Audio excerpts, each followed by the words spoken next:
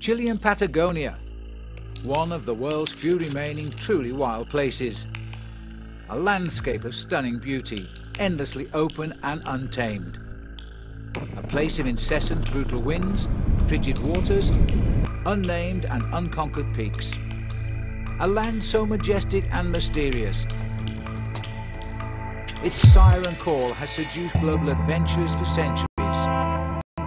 Following in the footsteps of Magellan and Darwin, modern explorers await their chance to launch a journey of exploration, an epic expedition using only basic map and compass.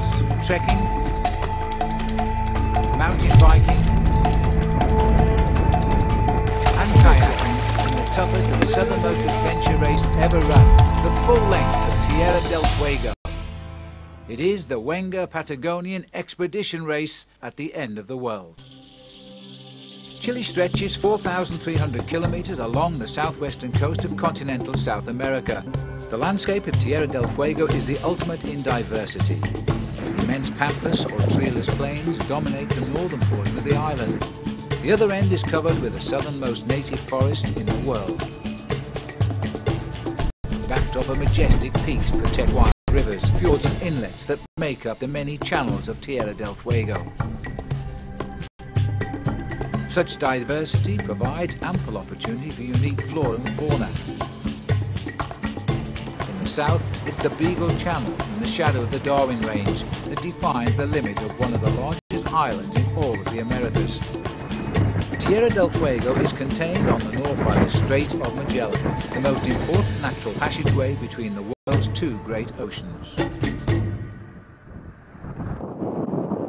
14 teams made up of 56 athletes representing 10 countries have assembled to begin their journey. Winds are gusting up to 45 knots, a precursor to the difficulties that lie ahead for these adventurers. One team seemingly unfazed by the conditions is British squad Helly Hansen-Brunesco, winners of the 2009 edition. The team won a notoriously brutal edition, rife with attrition. Returning intact a year later with all 4 members, a unique feat in adventure racing, the team hopes to repeat in these challenging circumstances that, to their great advantage, they now know well.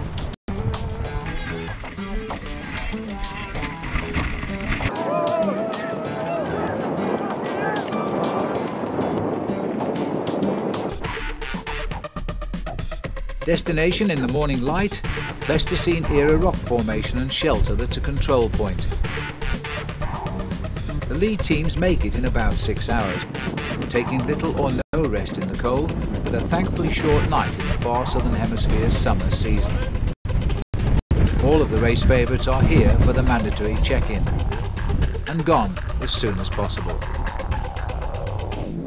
Helly Hansen-Brunesco seems oddly at ease, pushing through the perfect paceline. All the while steadily pulling away from the trailing field as they slice to the desolate backdrop. As this second day of racing slowly draws to an end.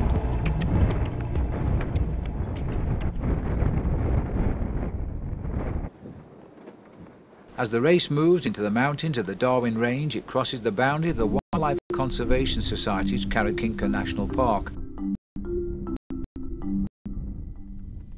A unique alliance with Goldman Sachs to preserve open space and to promote sustainable tourism and land use. The park is home and protector to 416 plants, 99 animals, and 4 fish species. One of the most common animals in Caraquinca and on the island of Tierra del Fuego is the guanaco.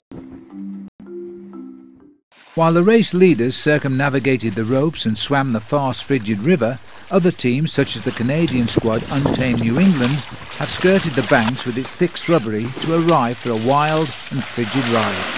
The Tyrolean Traverse manages to do the job, but just. Perhaps it's better than total submersion. It certainly looks more fun.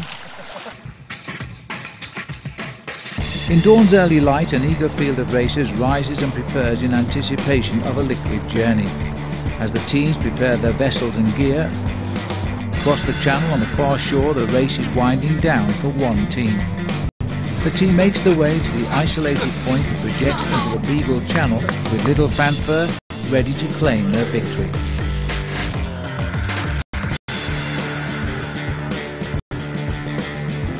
The race's founder and director is again there to congratulate them.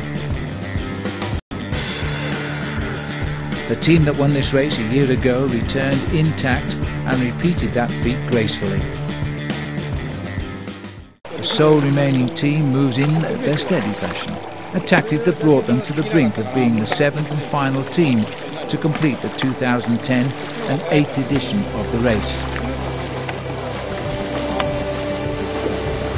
In darkness, the first team from Japan to participate in the Wenger Patagonian race makes their way to the finish line, bringing the race to a conclusion in a fitting manner.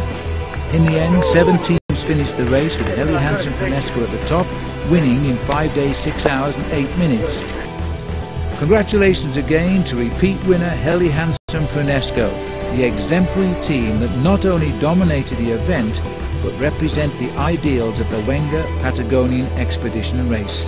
Their true spirit of adventure combined with a conservation philosophy is representative of all the explorers who came to Chile to push themselves in this great experience. We bid you farewell from Chile.